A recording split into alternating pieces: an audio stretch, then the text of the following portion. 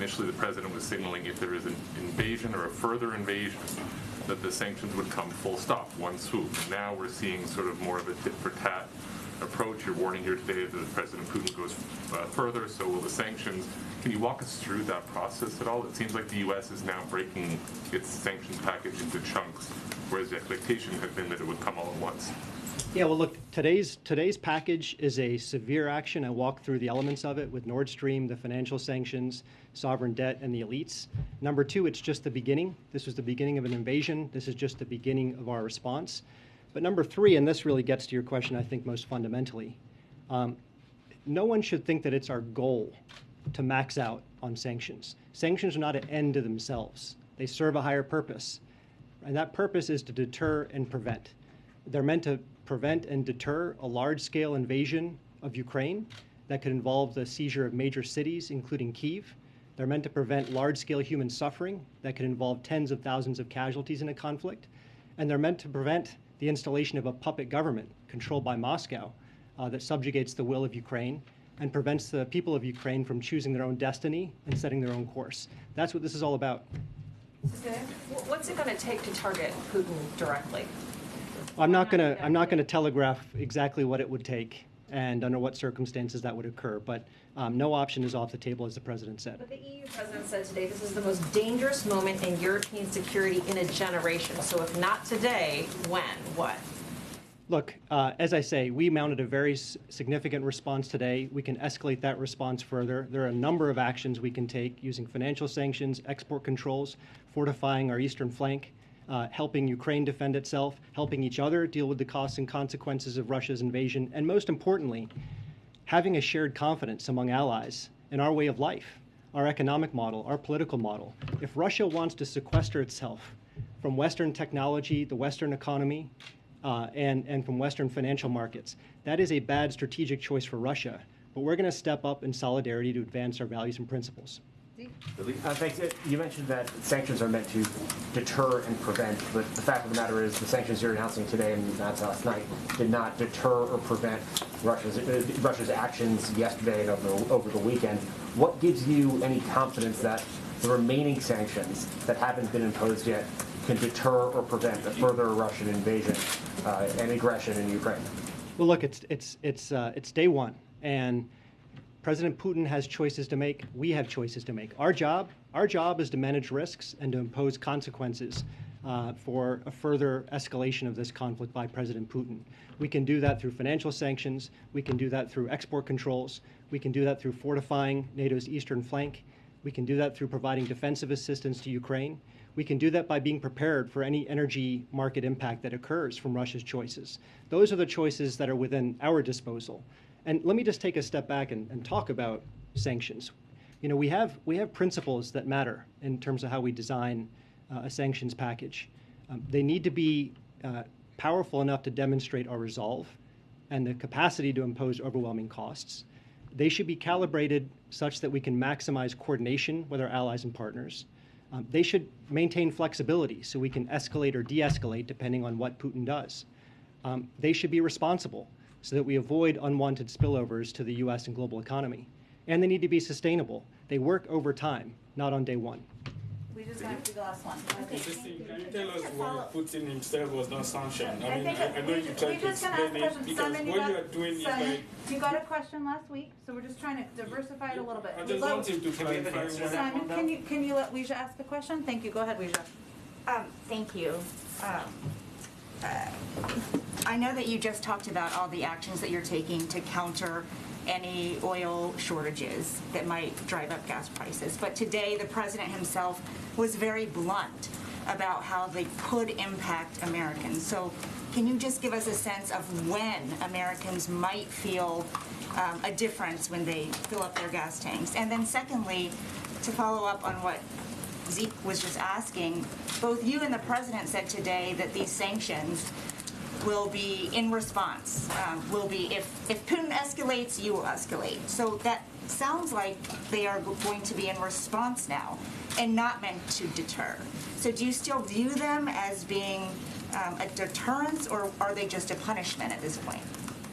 Yeah, so the first question on energy markets and the impact of our actions and when they'll take effect in markets. Look, again, I don't want to go into specifics, but there are actions that energy consumers can take with their strategic reserves. There are actions that energy producers can take in terms of their spare capacity. There are actions that energy producers can undertake to increase their production of energy in the current circumstance. And I'm not going to give you a timeline, but the collective power of those actions and all the other tools and authorities that are at our disposal, plus diplomatic maneuvers that are at our disposal, collectively, we think will be effective in bringing down the price of gas and the price of oil. He will come back, I promise, and I promise he would not be too late for his meeting. So thank you so much for joining us. Okay. I apologize to those of you who did not get questions from Dilip. We will have him back, and we will make him available in other capacities as well to all of you. I have one very unrelated but still very important item for you at the top, and then we'll get back to our discussion. Today in Arizona, Interior Secretary Deb Haaland announced the Interior Department's plan to fulfill settlements of Indian water rights claims using historic funding from President Biden's bipartisan infrastructure law. The infrastructure law provides $2.5 billion to implement the Indian Water Rights Settlement Completion Fund, which will help deliver long-promised water resources to tribes and a foundation for future economic development for entire communities dependent on common water resources. Following feedback from tribal consultations, the department will allocate $1.7 billion this year alone from the infrastructure law to enacted settlements that have outstanding federal payments necessary to complete their terms.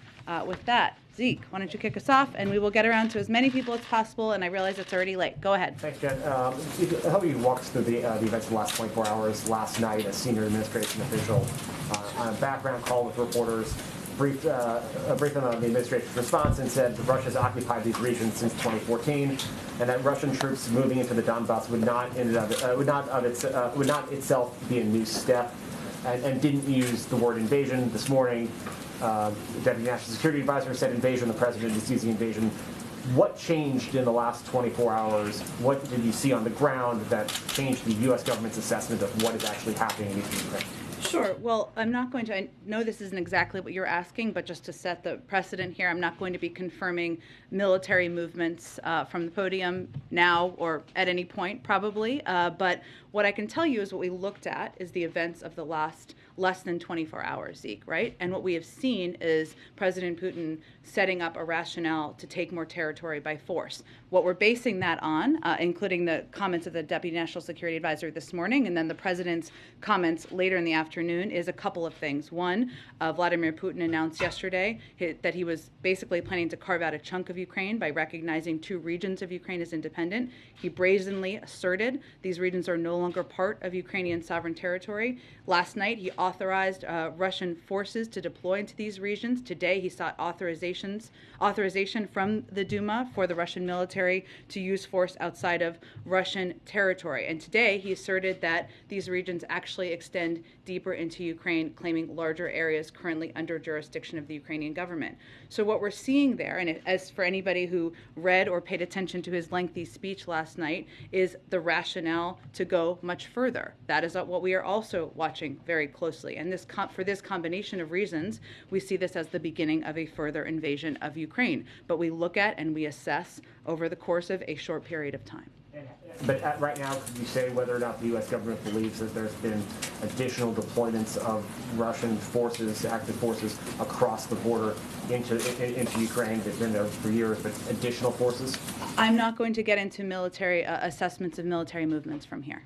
And then on a separate topic, the president, and we've talked about this as well, warned Americans in the last several weeks that they should be prepared to bear the cost of standing up for Ukraine's sovereignty. There's been a lot of conversation about this, and I was hoping you could maybe speak to, clarify this a little bit.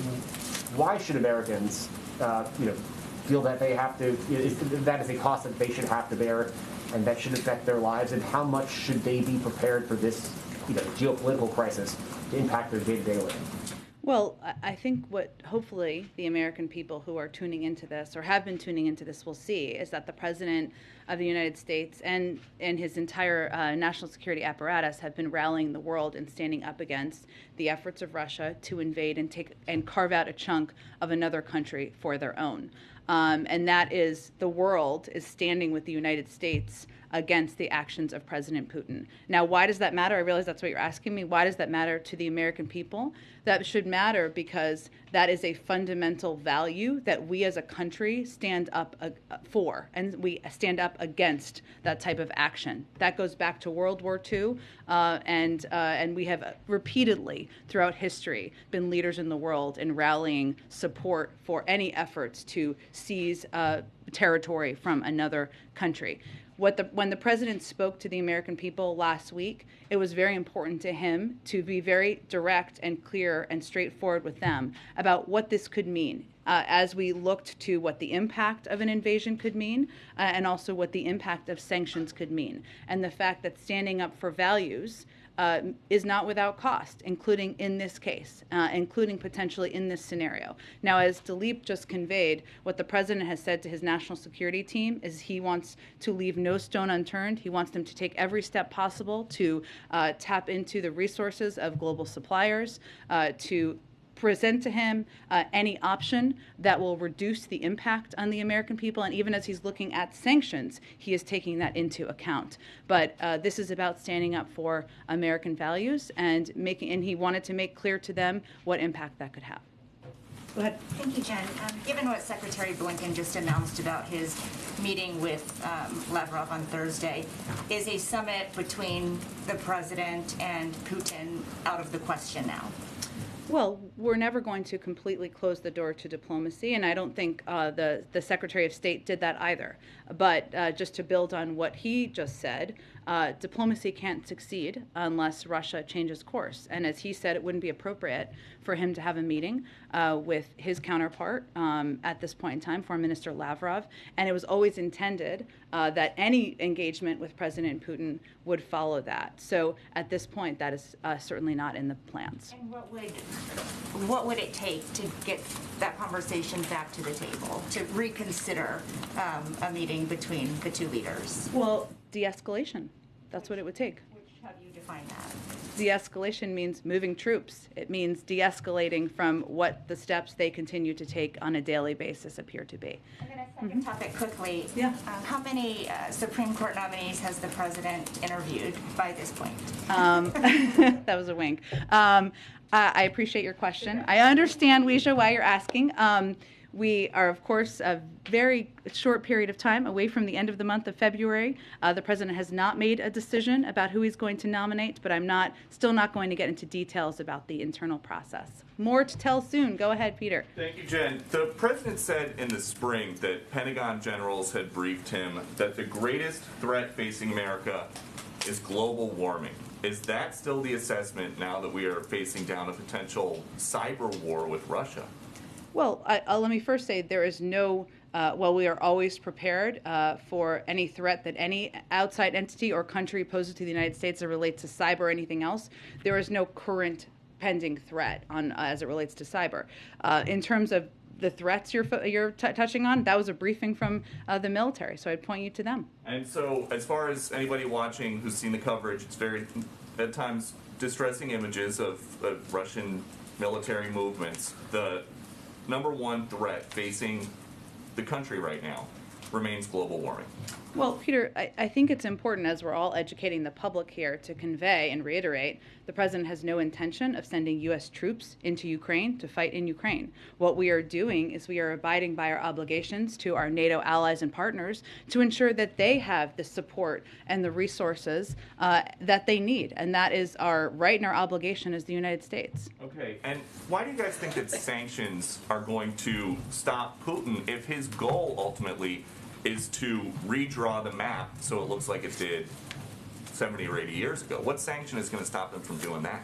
Well, I think just to kind of reiterate maybe something you touched on there, for anyone who watched his speech last night, what he made clear in that speech is that he doesn't even necessarily or doesn't recognize the independence of Ukraine as a country. And that certainly gives us an indication of where his intentions are at this point in time.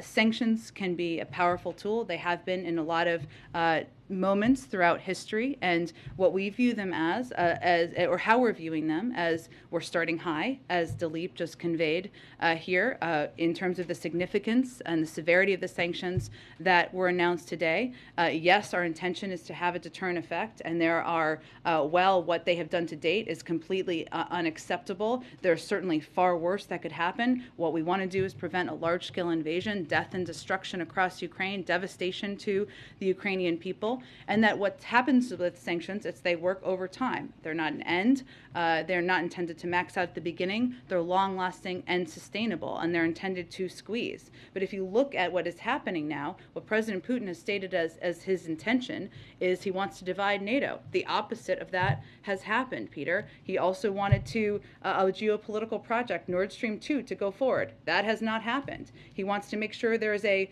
vibrant economy for the Russian people. They're not on that track. So his intentions and his objectives are not playing out. But so I guess to follow up on that, the president said before he got here that Putin knows if I am president of the United States, his days of tyranny and trying to intimidate the United States and those in Eastern Europe are over. It's 2.5 years later. He is intimidating the United States and those in Eastern Europe. What happened? I'd hardly put it that way. I would look at it actually from the prism of the United States, and President Biden has rallied the world, rallied Europe to stand up against the efforts and the actions of President Putin. And we've laid out very clearly exactly $4 gas, $5 gas, however how you guys think it's going to go, something like that. Is not intimidating. You asked me if we were intimidated by President Putin, and I think the evidence of that doesn't exist. Go ahead, Kristen. Thank you, Judge. If I could try one more time Sure. On sanctions. Yeah. The president of Ukraine on Saturday called on the United States and its allies to impose the toughest sanctions. And as all of these questions suggest, President Putin doesn't seem to be deterred at this point. Why not choke Russia out financially right now as a way to try to stop him? Well, here's how our national security team looks at sanctions. It's a very good question. I think it's actually a different one than what was asked. Is we look at them for a couple of purposes. One, not that they are going to be an end on their own. Just the announcement of sanctions is not going to have the immediate impact. They're not intended to work that way. They're not intended to max out at the beginning. This is why we've always intended to have a range of sanction steps that we could plus up to or escalate to if his behavior and his actions continue to be escalatory. And also, if we do all the sanctions now, what is the deterrent effect or impact of preventing him to take further action? That is what the conversation we've been in with the global community, and that is how we've been approaching it to date. Senator Lindsey Graham says President Biden is missing the moment. Does he run the risk of being too cautious here with this tranche approach? In what capacity is he missing the moment? Did Senator Graham say? I'll read you the entire Okay, go ahead. This is a critical moment in history. President Biden is not seizing the moment. The sanctions outlined are woefully Did he say that inadequate. before or after we announced the sanctions? He's been saying this consistently. Well, look, I think it's an important question because what the president announced was the sanctioning of two enormous financial institutions that is essentially going to make it more difficult for people close to President Putin and in the Russian elite to do business. And this is just the beginning. When do you think they'll start to feel the impact? When will they feel the bite? Well, they're going to be implemented immediately. So obviously, it takes some time, but our effort and our focus is on implementing them immediately. And going back to President Biden's statement that he wants to mitigate the impact on Americans, can you tell Americans how much pain will they feel with this first tranche? Well, I think what we're looking at here, Kristen, is, of course, the impact on natural gas producers primarily is in Europe, and we're working to help them too, but also on the oil markets. And obviously, there are many additional steps that President Putin could take, and what we're seeing is that he has every intention of taking, so I can't give you a projection of that. Some of it depends on what the actions are. I think Americans will feel the impact in the coming weeks of these rounds. Again, it really depends on what the steps are. What was announced today was significant sanctions on Russian elite and on financial institutions there. The people who will be largely impacted are in Russia on those. If I could just try one more. SWIFT, not in this initial rollout. Not in the initial tranche, but remains on the table. Will it be in the next rollout if there needs to be another rollout? I can't give you a prediction of that, but again, we have a range of options that remain on the table. That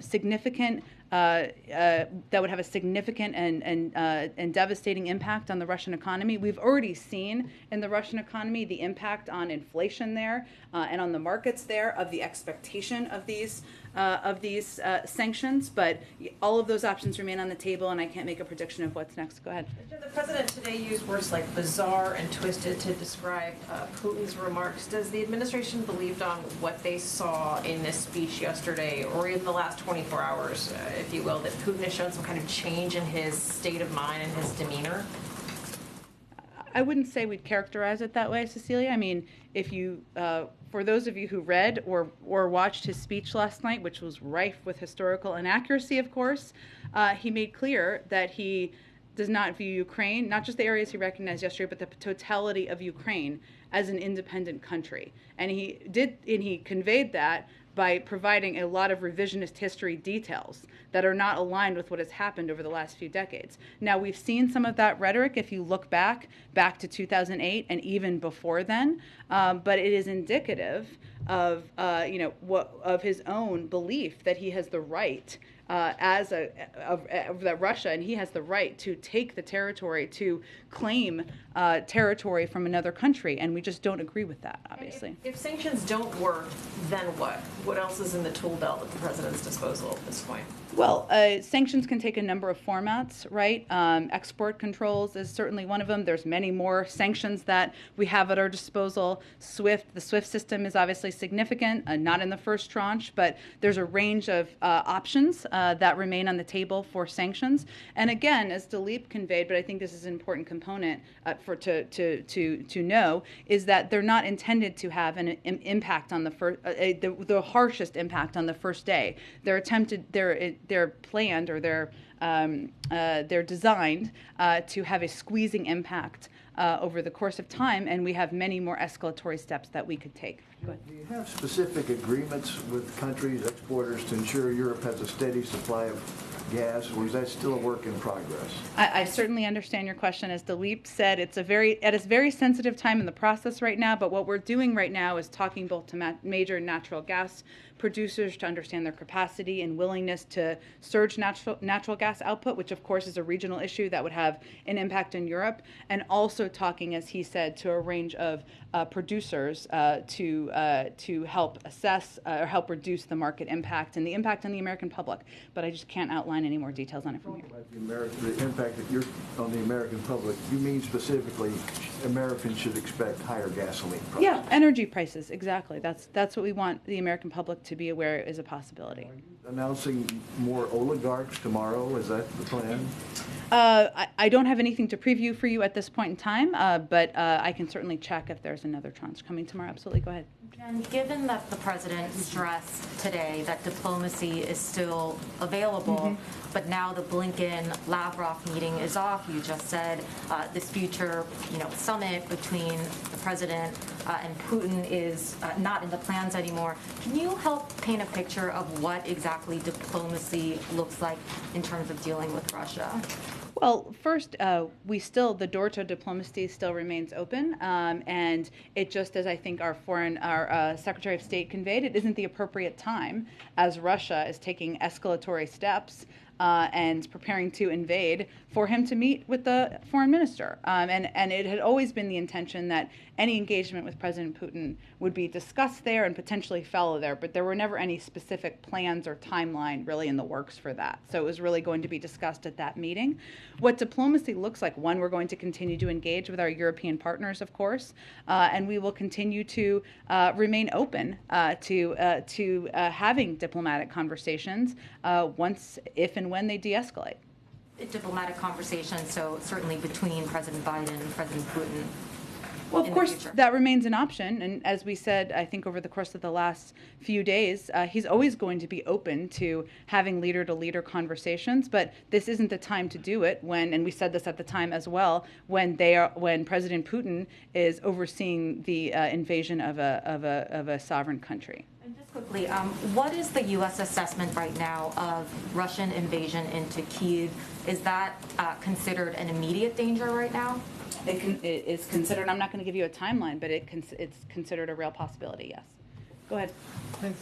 For weeks, Jake Sullivan and other top officials have said that the administration, the White House, has learned the lessons of 2014, and you will enact, in sanctions, you will enact start high and stay high rather than gradually escalate. As you talk about the chunks in different tranches, it seems you're doing the opposite. Why is that the approach that you're taking? Not true, actually.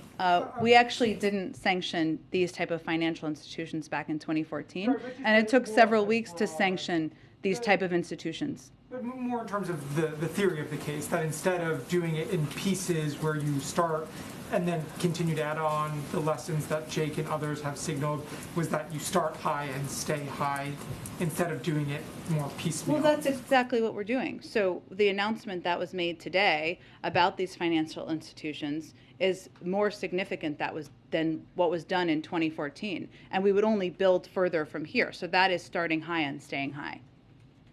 Go ahead.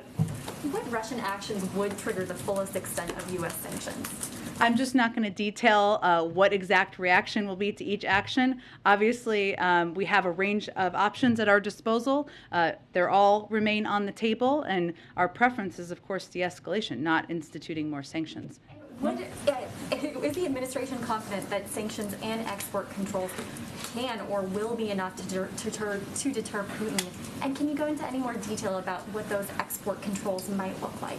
I can't go into more specifics, just a range of options are on the table, and obviously export control actions would have a significant additional impact on the economy there.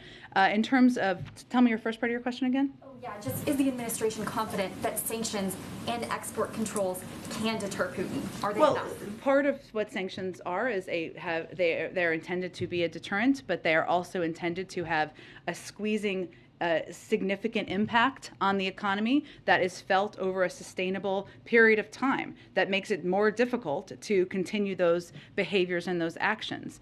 They're not intended or designed to be an end when they're initially announced. So those are the range of options we have at our disposal, and there will continue to be a growing impact. Go ahead. Thanks. The president said last week that he was hoping to maybe work with Congress on some sort of proposal to address energy prices. Is that still on the table, or is this focus now on sort of diplomacy with producers and consumers? All is on the table. And what might that look like? Discussions with Congress? Yeah, would it be in the form of legislation to lower prices? I mean, what kind of policies is that? Is an option, but I don't have anything to detail for you at this point in time. On another subject, the U.S. and several countries are close to reaching a nuclear deal with Iran. What's the likelihood of an agreement, this week in your view? And would the U.S. agree to a deal that does not include the release of U.S. and British prisoners held by Iran? Well, let me start with your second question, because this is a really important one. But the discussions on unjustly detained and innocent Americans remain separate from the JCPOA talks.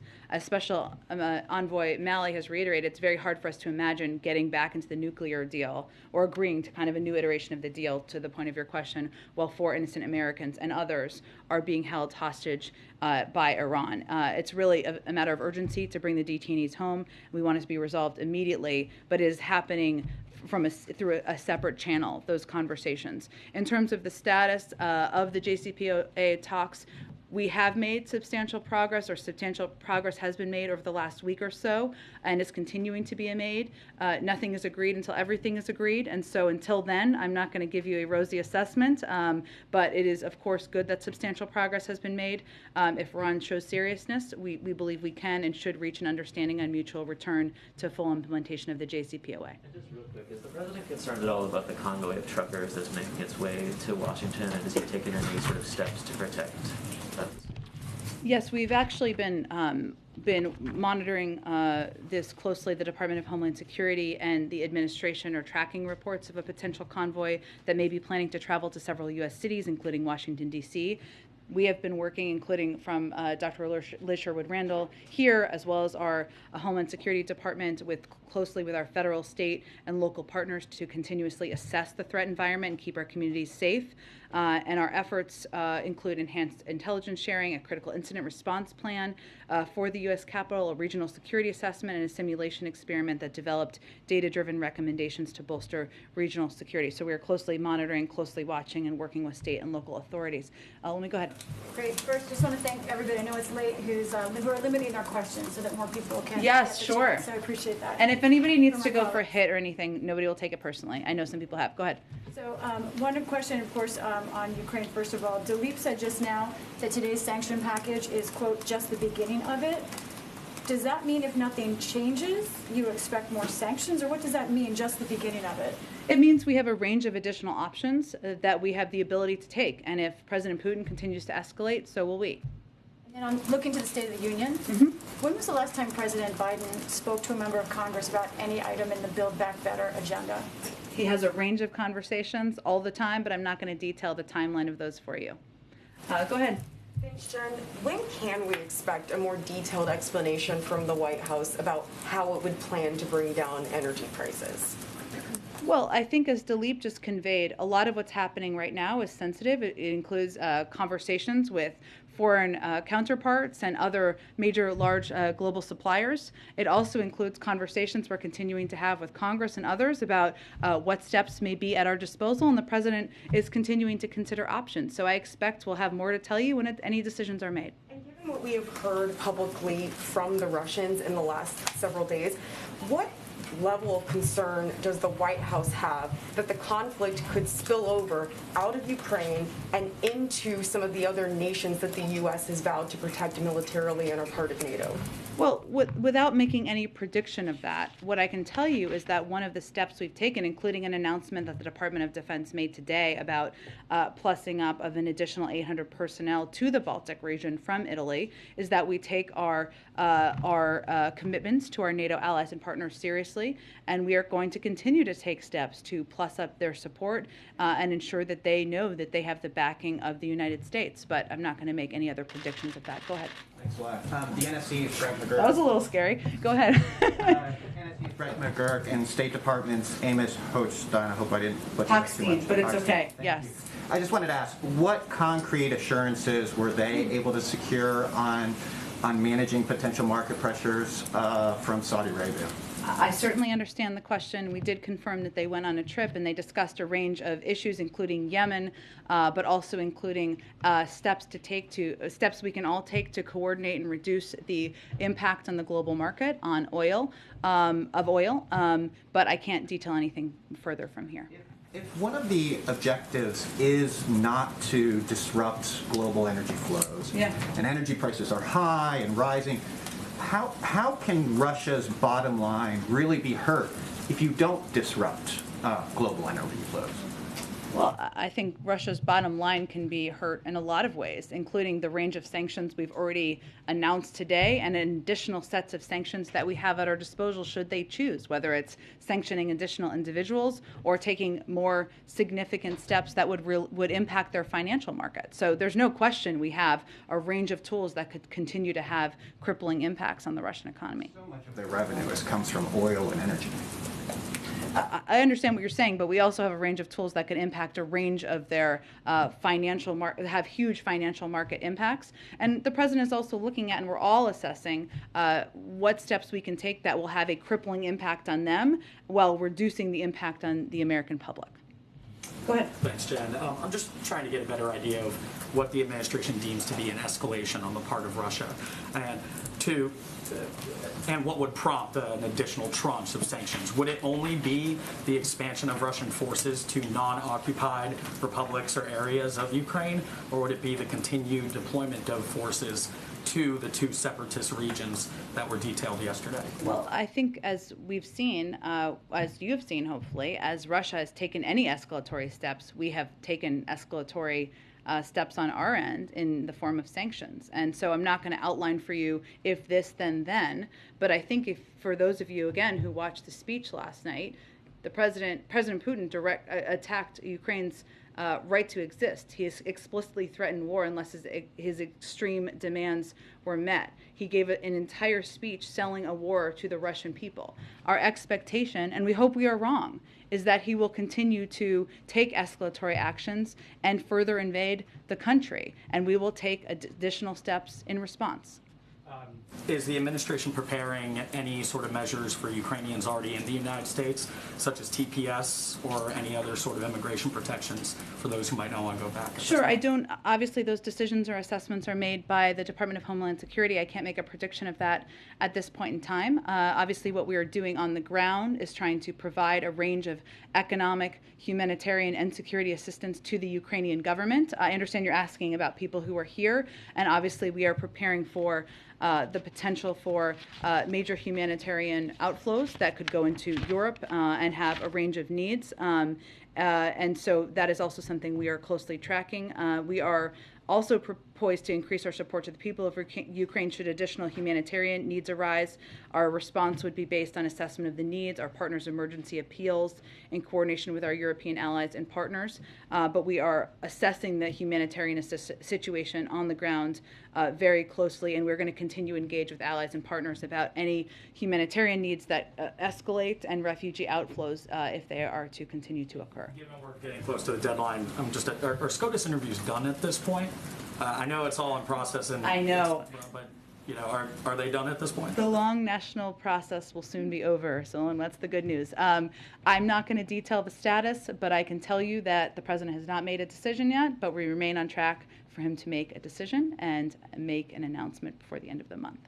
Go ahead. Thank you, Jen. I know you said you didn't like military questions too much, but... No, I love military questions. I'm just not going to outline military movements from here. Okay, fine. Because you know, one kind of salient aspect of this whole thing has been actually the openness of the US in giving military details about what the Russians are up to. So I'm wondering if you can go a little further with that. It seems important that people don't really understand, like, these, you know, the so-called peacekeepers, like, how many are there? Are they in Donbass now? Is it a handful of people? Is it a few guys with, like, you know, jeeps? Or is it tons of tanks, missiles? But I don't think Americans really have a good idea of what it is, what this invasion actually consists of. Sure, right? and I appreciate... And another question would be, there's obviously no US trainers in Ukraine anymore. But will this military training relationship continue in a third country? Sure. On the second, I would point you to the Department of Defense, who's best equipped to answer that question. On the first, it's a really important one. You know, I think it's important for the American public who may be just tuning in to know that there has been a Russian military presence in Ukraine since back to 2014, which they never admitted, they never acknowledged. In some ways, they've only recently acknowledged. Back in 2014 and in the years after, we called them the little green men because they were not in Russian military uniform. Now we know that they are all over eastern Ukraine, and they are, well, not in uniform. They are behaving just like Russian military would be behaving. So that is something, I can't give you a number or specifics from here because I can't get into intelligence, but it is important for the American people to know that regardless of whether they're in uniform or not, they've been there since 2014. They are representing the Russian government. They are separatists who are, we probably should stop calling them peacekeepers because they are certainly not that, who are, you know, helping to lay the predicate for war. And that is what the purpose of a lot of them is there for. Did anything change in the last 24 hours? I think that's really the question. Yes, I'm not gonna be able to give you any additional assessment of that at this point in time from here. But I understand your question, and we'll continue to work to give you more. Go ahead. Thanks, Jen. Two quick questions on Nord Stream 2.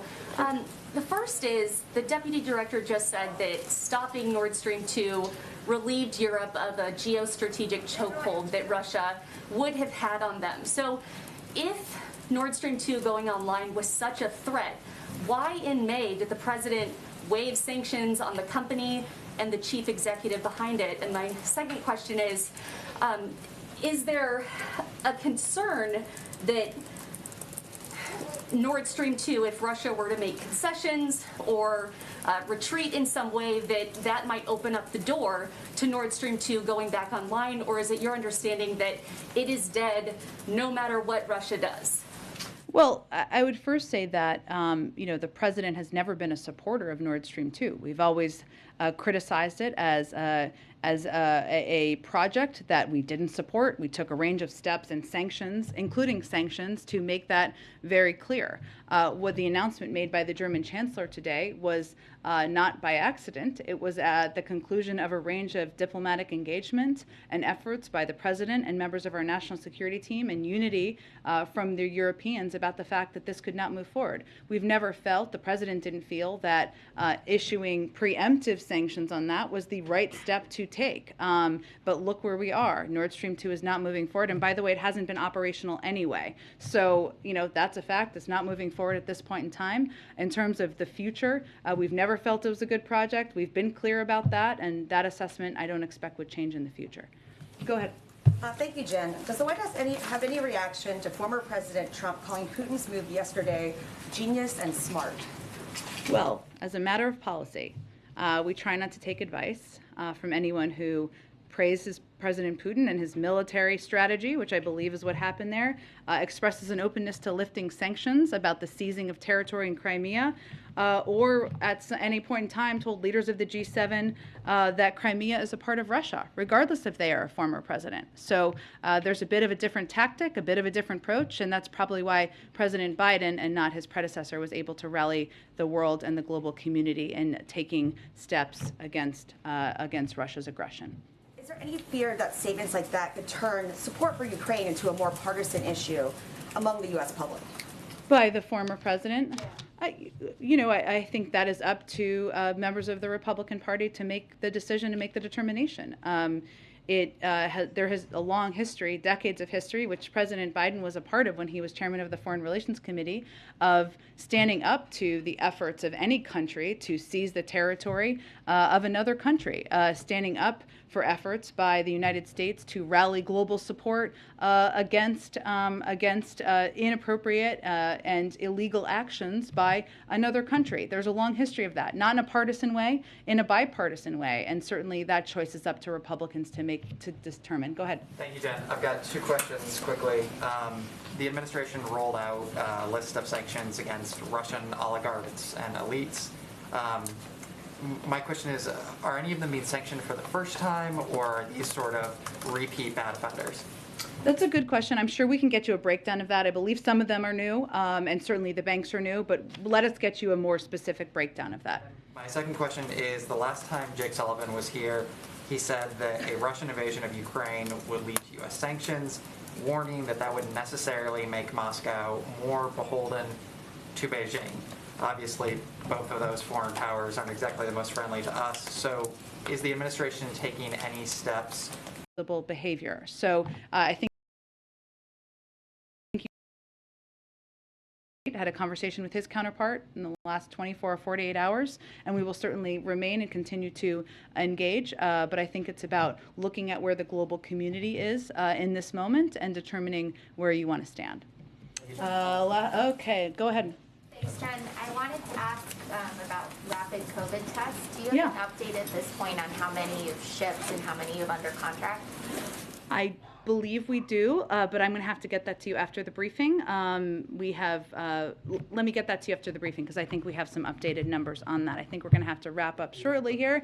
Go ahead in the back. Thank you, Jen. I'm sorry I had to step out. It's okay. For a live shot for a moment, but so if somebody asked this question, I'm sorry. But I would like to clarify what Dalip said at the beginning. He said that Nord Stream 2 will go to waste now. So do you have assurance from Germany that it's the decision to cancel the project is final, or it's still reversible? Well, I don't have anything to build on beyond what the strong statements and the strong comments of the Chancellor this morning and the President's own statements about how it would not move forward. Okay, thanks everyone. We'll see you tomorrow.